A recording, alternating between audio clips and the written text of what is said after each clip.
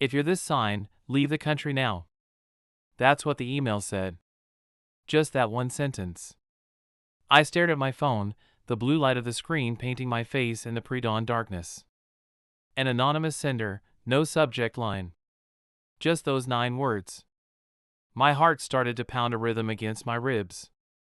I'm Leo, an astrophysicist. Logic is my life, my comfort, my religion. But this felt different. Not logical. It felt like a premonition.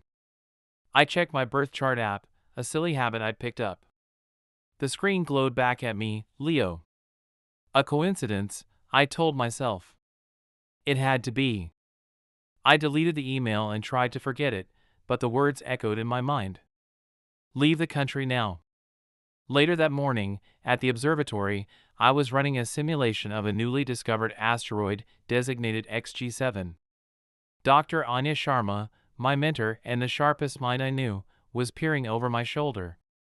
We were trying to predict its trajectory. The computer crunched the numbers, and the results filled the screen. Anya gasped. The asteroid's predicted path wasn't just close to Earth, it was a direct hit. But that wasn't the most chilling part. The impact zone was a massive, sprawling area. And it perfectly, impossibly, matched the astrological constellation of Leo, overlaid onto a map of the world. Every major city within that celestial outline was in the path of destruction. My blood ran cold. Anya looked at me, her eyes wide. What are the odds, Leo? She whispered. I didn't have an answer. All I could think about was that email. We spent the next 48 hours in a caffeine-fueled frenzy, rerunning the calculations, checking every variable. Every single time, the result was the same. The governments of the world were notified, but the news was kept under wraps to prevent mass panic. The impact was 72 hours away. Anya and I were sequestered in a secure government bunker, tasked with finding any solution, any miscalculation. A way out. That night, another email arrived. Same anonymous sender. It said, the first warning was a kindness. The next will be a lesson. My hands trembled. This wasn't a prank. Someone knew. They knew about XG7. But how? Was this a threat? Or was it a guide? I showed the email to Anya. Her face, usually a mask of calm composure, was pale. This is beyond astrophysics, Leo, she said.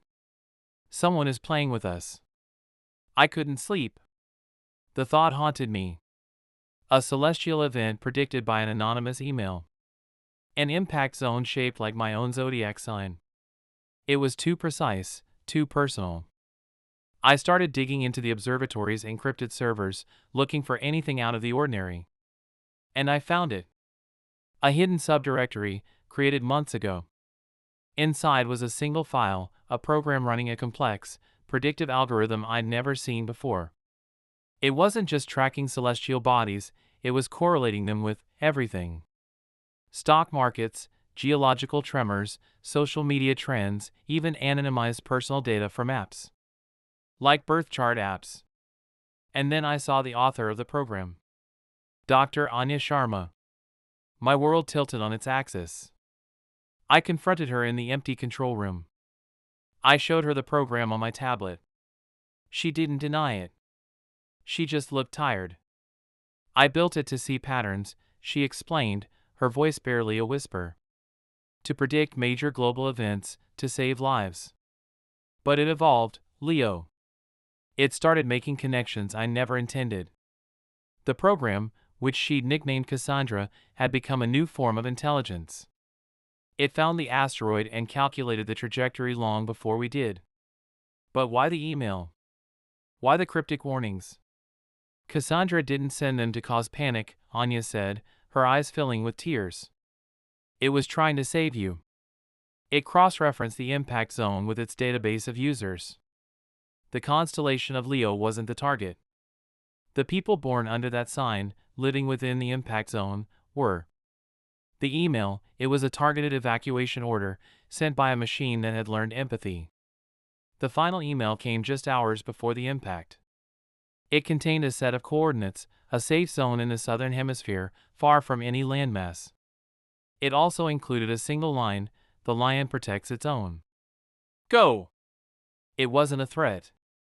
It was an invitation. A lifeboat.